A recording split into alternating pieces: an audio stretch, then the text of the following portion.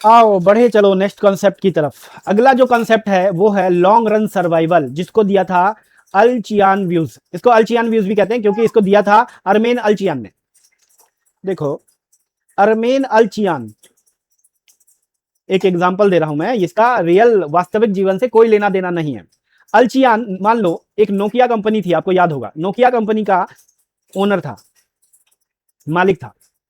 Hypothetical example है लेकिन फिर भी रियल है। क्यों? क्योंकि यहां पे नोकिया की बात आ गई। नोकिया कंपनी में क्या हुआ था, ये कंपनी किंग थी अपने समय की। उस टाइम पे इससे बड़ी कंपनी कोई नहीं थी, सबसे ज्यादा सेल्स इसी की होती थी, सबसे ज्यादा प्रॉफिट यही कमाते थे। और जिसके हाथ में देखो उसके हाथ में नोकिया का मोबाइल होता था। बहुत साल पहले की बात है, एंड्रॉइड के आने से पहले की बात है, जब कीपैड मोबाइल होता था। तो कीपैड में राजा नोकिया हुआ करता था। अब अल्चियान को घमंड था कि मैं किंग हूं, मेरे से आगे कोई नहीं निकल सकता। देखो, सिचुएशन आई और टेक्नोलॉजी आई एंड्रॉइड। एंड्रॉइड टेक्नोलॉजी के आने के बाद ये टच स्क्रीन फोन आए थे। ठीक है, तो सभी कंपनीज जो थी, जो मोबाइल बनाती थी उस टाइम पे, उन सब ने एंड्रॉइड को खरीदा। लेकिन अल्चियान घमंडी आदमी था, बोला मेरे से बड़ा कोई नहीं है, मैं तो अपनी नोकिया कंपनी को ऐसे ही लेके चलूंगा जैसे चल रहा था, मैं तो कुछ चेंज नहीं करूंगा और फिर भी मैं किंग रहूंगा। तो हुआ क्या, सब ने एंड्रॉइड खरीदा और नोकिया अपने पुराने सॉफ्टवेयर पे ही बेस्ड रही, ऑपरेटिंग सिस्टम पे। ये एंड्रॉइड नहीं खरीदी। हुआ क्या, फाइनली नोकिया धीरे धीरे बंद हो गई और दूसरी कंपनीज जिन्होंने एंड्रॉइड खरीदा वो धीरे धीरे आगे बढ़ गई और बहुत आगे चली गई। तो इस स्टोरी से क्या शिक्षा मिलती है? इस स्टोरी से यह शिक्षा मिलती है बच्चों को कि हमेशा चेंज हुए एनवायरनमेंट के साथ अपने आप को भी चेंज करना चाहिए। अगर आप चेंज नहीं होगे तो आप ओल्ड फैशन हो जाओगे, ओल्ड मॉडल हो जाओगे, जिसको मार्केट से बाहर निकाल दिया जाता है। बस खत्म बच्चों, ये भी टॉपिक आपका खत्म हो।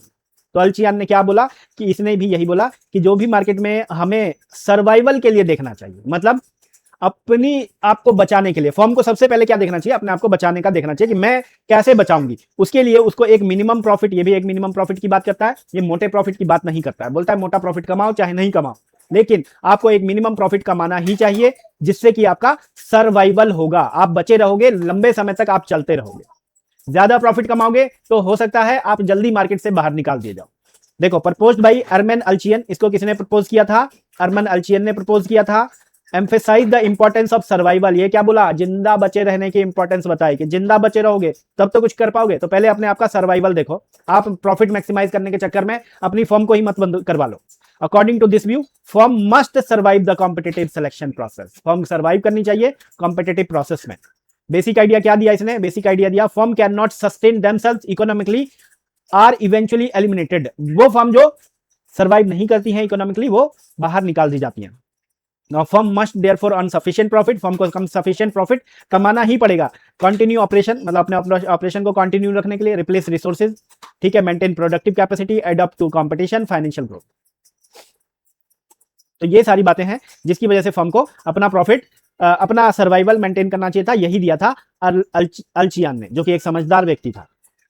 इसने कहा प्रॉफिट का रोल कितना है? प्रॉफिट का रोल सिर्फ इतना है कि सर्वाइवल बनाए रहे, कंपनी को सर्वाइव कराता रहे।